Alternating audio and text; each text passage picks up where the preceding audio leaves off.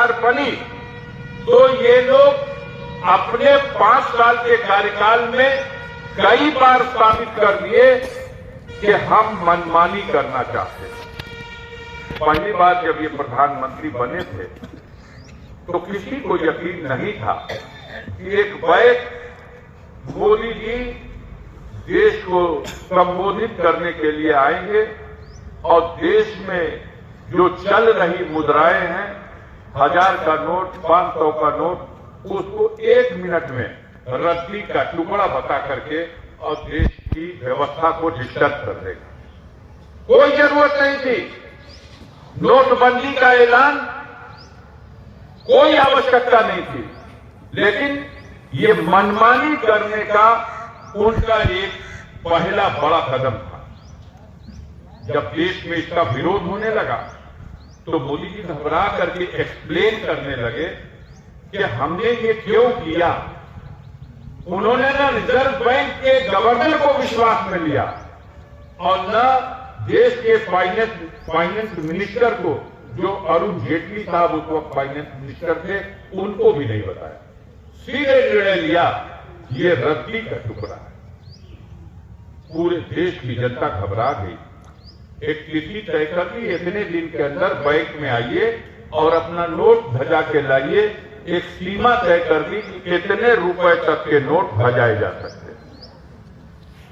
भगदड़ मच गई, लाइनें लग गई, हर तरफ अराजकता फैल गई, कितने बेटियों की शादियां चल गई,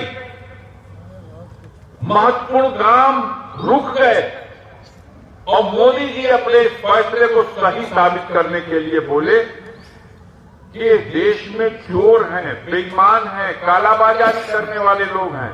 ये चोर, बेईमान, कालाबाजारी करने वाले देश का धन, ये 1000 की बड़की नोट, इसको इकट्ठा करके छुपा के रख लिए हैं। बहुत सा ऐसा धन है जिसको ले जाकर के विदेशों में स्विट्जरलैंड के बैंक में जमा कर दिए। बाबा रामदेव ने तो गिनती करके बता दिया कि 280 लाख करोड़ रुपया जमा कर दिया है इन कालाबाजारी करने वालों ने स्विस बैंक में, स्विट्जरलैंड के बैंक में। और ये इसलिए बंद कर दिया गया कि ईट बदले यहाँ लोग ना, अब वो काला धन जो इनका है वो खत्म हो जाएगा, नष्ट हो जाएगा, बेकार हो जाएगा। इन्होंने कहा देश में और कश्मीर में जहां कहीं भी आतंकवादी घटनाएं हो रही हैं, जहां कहीं भी अराजकता है, ये नक्सलाइटों का जो मूवमेंट है, ये सब इसी काला धन से संचालित हो रहा। इसको रोक दिया तो अब ये सब अपने आप रुक जाएगा। उन्होंने ये भी कहा कि इस पैसे को रोक देने से अब देश में जो नई मुद्रा छापी जाएगी उसका कोई नकल, कोई जाली, कोई नकली नोट नहीं बना सकेगा। याद है कि नहीं ये वादा उनका? लेकिन उस समय भी जो विद्वान थे, जो अर्थशास्त्र के जानने वाले लोग थे, उन्होंने कहा मोदी का ये कदम आत्मघाती है, देश की जो आर्थिक स्थिति है उसको बहुत चोट पहुंचेगी। लेकिन मोदी किसी की सुनने को तैयार नहीं। उन्होंने कहा 1000 वाला नोटिया बोड़ होला, इतने बटोर देवे पे कई लाख हो जाता, ये लिए कि बल्ड करत नहीं कि केहू बटोरे ना। लेकिन भैया कहिए ना समझ में आई कि 1000 का नोट बंद करके जो 2000 का फटैया नोट तू छाप देना, ये तो इतने बटोर देना पे कई लाख हो जाए। आपने तो निमंत्रण दे दिया। आप 1000 का नोट, 500 का नोट बंद करके 2000 का छाप लिए। तब वो घड़ी कहा कि एकदम सही छपले बाड़ी, एक नकली नोट बन सकेला और न एक कहीं लुकवा के चोरवा के केहू रख सकेला। वो में कौनो चीप लगवा देले बड़ी, जहीं रखाई कहे क्लीन बोली। आदमी चकमा खा गया। और आपने देखा अपनी उस गलती को अब सुधारा इन्होंने। खुद ही फैसला लिया 2000 नोट छाप देंगे। अब खुद ही फैसला ले लिया 2000 का नोट भी खत्म हो गया, खत्म। तो ये मनमानी प्रयोग करते हैं। लह गए तब बहुत विद्वान हुआ, फंस गए तो डाकियार दिया कुछ भैले नहीं के, और देश का जनता उतने में देश की जनता परेशान। अजीब अजीब प्रयोग, और हर प्रयोग इनका उल्टा। देश में जब लोग मांग करने लगे, पढ़े लिखे नौजवान, उनके गार्जियन ये बैठे हुए, ये मोदी जी कहले रहो कि 2 करोड़ नौकरी हर साल मिली, कहीं तो 10 करोड़ में 10 बरिस में 20 करोड़ मिल जाए के चाहिए, हर बरिस 2 करोड़। तो पहला बेर 5 साल, दूसरा बेर 5 साल, ये तो 10 बरिस में 20 करोड़।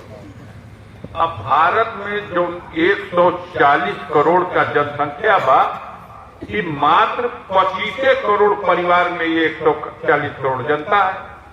एक परिवार में 5 का अनुपात लगा दीजिए, यही 25 करोड़। तब तो हर घर में नौकरी तो पहुंच गई हुई मकसूदन बाबा। जलालाबाद में हर घर में नौकरी मिल दे देने हुई हम मोदी।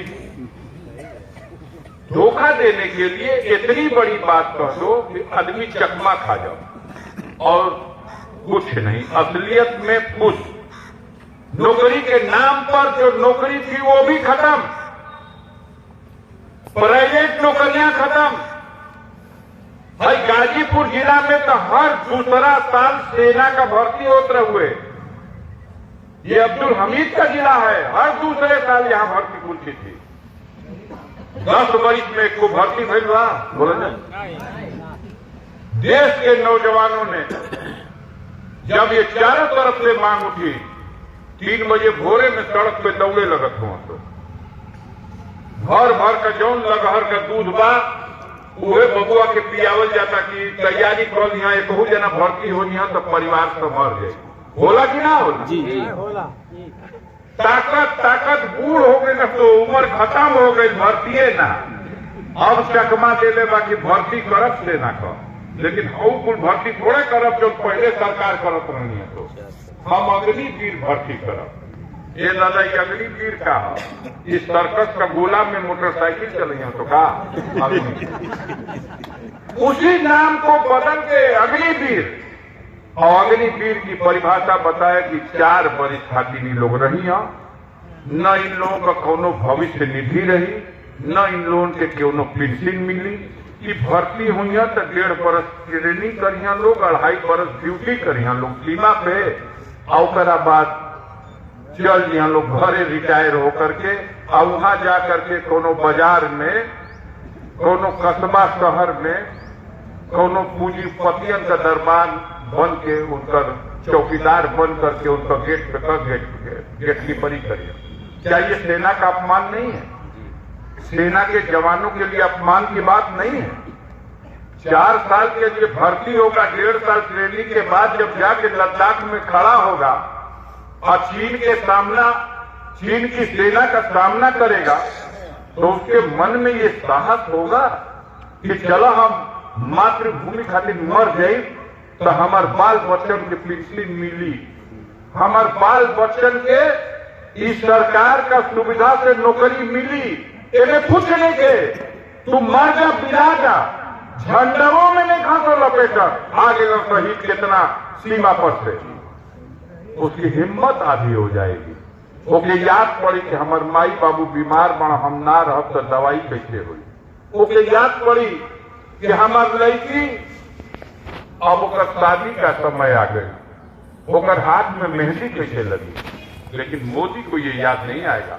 वो तो अजीब आदमी है, वो प्रयोग करता है, सफल तो वाह, फंस गए डाकिया के कुछ छोड़, और अपने इसी प्रयोग के चलते पूरे देश को बेवकूफ बना के रख दिया। कितना लोग माने ना कि अरे भैया धर्मा अवतार हूं, आज वो धर्मा अवतार। इतना बड़ा झूठा पृथ्वी पर कोई दूसरा प्रधानमंत्री नहीं है। अभी खलीलाबाद आए थे, बस्ती जिला खलीलाबाद, कबीरदास की एक आयोजन था उन्हीं के कार्यक्रम में, कबीरदास का एक आयोजन था। उस संत के आयोजन में आए तो खड़ा भैया बोले खातिर तक ज्ञान का उनकर कोठरी खुल गई। तब बोलूंगा मंच पे बोले बड़ा दुनिया सुन ले बा।